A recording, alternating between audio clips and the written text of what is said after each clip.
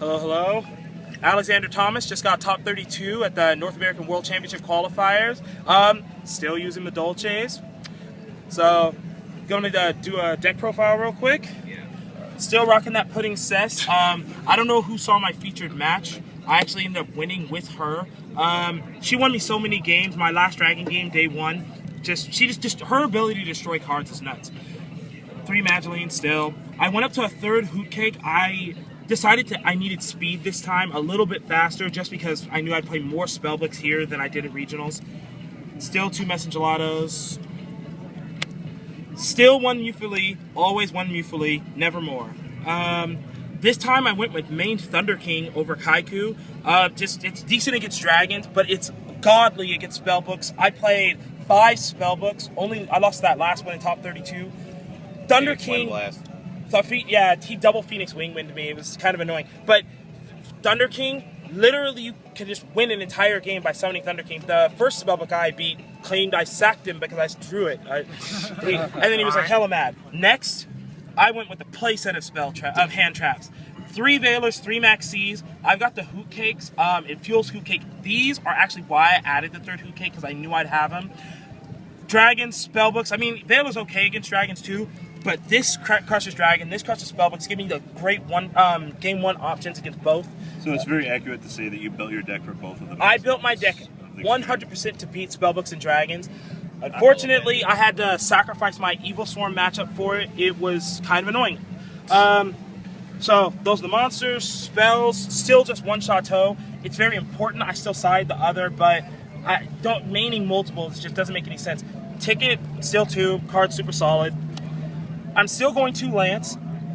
I took it out for a while, and then I rethought about it, and with dragons getting techier and techier, they were actually playing Lightning Vortex, but Lance is so good, protects Thunder King. Again, spellbooks, that card is so nuts, because a lot of times Fate is really their only answer to Thunder King. Book of Moon, obvious. Mystical Space Typhoon, I didn't main it because I thought I needed to main it. I mained it because I knew I needed to play it, and I'll show you my side, but it is so packed that I actually had to put main deck options into my deck because I could not fit them in my side. That was one of them. Traps, been hated for it, I don't care. Scrap Iron Scarecrow, that card is nuts. I mean, it gives me the chance to extend the duel to where I want it to be. That's just so huge. Ultimate Offering, obvious, solemn. Vanity's Emptiness, another one that had to make the main to make the cut. I didn't necessarily want to main it, but I couldn't fit it in my side, and I could not lose it. It's so godly against dragons. Again, whoever saw my featured match, this card is how I ended up beating the dragon player. Do not use this card early, people. Save it. I opened it. I went and reread it. I actually opened Vanity's Emptiness. I played it the second to last turn of the duel. Hold on to it for days. Play every other stop. Once they're grave, because a lot of times their last-ditch effort is to play a bunch of monsters from their graveyard, and Vanity's Emptiness shuts that down completely. It's over from there. Madolche Knights, another one I've been hated for. It's not that hard to empty your graveyard. I've got Chateau, Queen, and Hoot Cake doing the job. Plus, I get to choose, a lot of times, choose when I grab Knights, because I get it off of Messengelato. Again, in the featured match, I use this to protect my Imperial Iron Wall from a blaster for the win. This time I went Madolche Palooza. Like I said, I needed some speed. This was the last edition of my deck. I added it Thursday night. Thursday. This card is so good. Once I amass resources, gain some advantage, I can just swarm the board. A lot of times I'm running out of defense by then, so it just lets me, and I can add it to my hand whenever I want. So, Imperial Iron Wall, I went for 1 main. It shuts down the 2 big decks. It's so bad against other decks, I couldn't go for 2, but I wish I had. Well, not wish I had, but I wish I could. Mirror Force, I went just 1. Double Bottomless, double Compulse, double Bribe. If you're trying to play a back row control deck, play Dark Bribe. It's the best protection from Heavy Storm because it protects from everything else too. How did you feel that Bribe did for you this weekend? Bribe was phenomenal. I won in top 32, in top 64. I played against Spellbooks for only 2-0 of the day. I went all game 3s. In top 32, and top 64, the guy I played Anti-Spell Fragrance, game 3, and he went to MST it. I dark bribed it, that won the game. Same with, I hit 5 Heavy Storms over the course of the weekend with it. Like, and yeah, they get a card, but I mean, I have, when they're facing 4 back row, my last round of day 1, that's what happened. Like, the guy just wasn't able to get over all the back row, even though he opened Storm, I just bribed it. It's so good. Go to the extra deck next. Extra? All right. Two Queens. 1 Zen Mines. I know he's not great, but I mean, 1 Invoker, not 2. I think the C spam is not good. I actually did use him a lot more than I've ever used him before.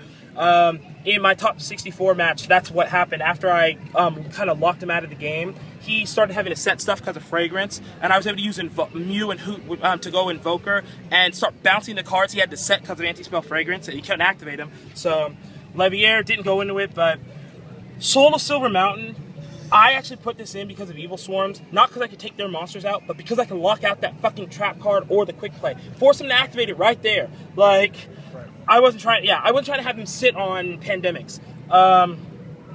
Acid, skill, because of skill drain. Gagaga won like 5 games off it, it's great. Abyss Dweller, I also, the last round, day 1, it was a dragon guy, and Abyss Dweller locked him out. It committed so he couldn't use his graveyard. Awesome. Maestro, Dire. Fairy King Albert fucking Deke. Like, What's how you say his name? Fairy King Albert Deke is a champion. One of the first things I realized after I topped last regionals, I was like, why the fuck is I not playing this card? It gets over Ophion, it gets over every single Dragon Ruler, and it gets over High Priestess. Like, if this thing is a 2800 rank 4, I won 3 games on its effect. One time I was able to get over the guy's Tempest and then just OTK him. But this was how I was able to get over Tempest in the first place. I love that card. And then I went Utopia Ray, just in case. It never happened, but... Oh, sorry, I was playing Torrential Tribute too. I don't know why that ended up behind the token. And then, yeah, so Shockmaster, never went into him once. Don't go into Shockmaster against Spellbooks and Dragons, guys. Sounds like a good idea, it's awful. Side deck, 1 Meta Ion. I agonized with this until the minute I had to turn my deck list in. I wanted to play a second because of Evil Swarms, but I just couldn't fit it because I needed this other stuff. But this card's godly. 2 Kaikus. I had to push him to the side. I know it's good against Dragons and Spellbooks, but Thunder King just is useful against other matchups, and I didn't want to get pigeonholed and get, like, I don't know, beaten by something else. Marmalade. This card is so good. 2500 defense. Basically, if I play, she's for the 1 side card for everything that's not Spellbooks or Dragons. 3 Droll and Lock Birds this time. I was running. Last time I was very ill prepared for Spellbooks. This was one of my answers. You all know what it does, but like, if I can stop them for just 1 turn, it gives me a chance to play cards and then control the board from there. And once I gain control of the board, that deck cannot, like, regain. That deck has a really hard time getting over the control that I've exerted. It's so, like, this is just for that 1 turn. It's like a hand trap threatening roar. Double Anti-Spell Fragrance. I've actually been telling people all weekend, if I could change one thing, it'd be that I'd play a 3rd. I can't, this card, words can't explain how good this card is. What would you have jumped for the 3rd? I don't know. But I would have given it more thought. This card just wins against Spellbooks. I mean, it forces them to start setting everything, and then even once they start adding stuff off the stuff they start to set that stuff. It's just so good. The second Imperial Iron Wall, I wanted to do 3, but, like, this card gets really clunky. Like, if you draw 2 of these, it's just not very good. It doesn't do anything defensively, so you have to be able to gain control another way before Imperial will actually be good for you. 3 goes in matches. I would never do another number. If you're playing against Dragons and you draw goes in match, they're either getting rid of it or they're losing the game. Last 2, just spells. Heavy Storm, it's for random shit, although I started citing it in for Spellbooks because fuck those guys. And then Chateau, and then Chateau, I actually started citing this for Spellbooks. I don't know why I wasn't before. It allows me to get rid of the tower without them getting that search, which is great. Right. Yeah. So what are you expecting for next format with this deck? Like, are you expecting your deck to be higher on the tier list? Are you expecting new stuff coming out for your deck? I don't believe anything new is going to come out for Madolche's. I mean, it'd be nice to get a king, but I don't think it'll happen. Next format, I am I believe it's going to be fires and harpies everywhere. Fires I can handle. I don't actually have a game plan for harpies yet. I'll have to figure it out, but I will not be leaving Madolche, so it's going to be, I'll have to figure out what to do. I've been thinking about some stuff. Yeah, dragons and spellbooks will probably still be around, so I'll probably still have to figure out what to do about them. Well, man, we appreciate you profiling for us. Now, what was your team name shout out? All right, yes, and then I'm on a team, and we're kind of a young team, Team Durable. These are the guys. Right here. This is Giovanni Avalos, right here.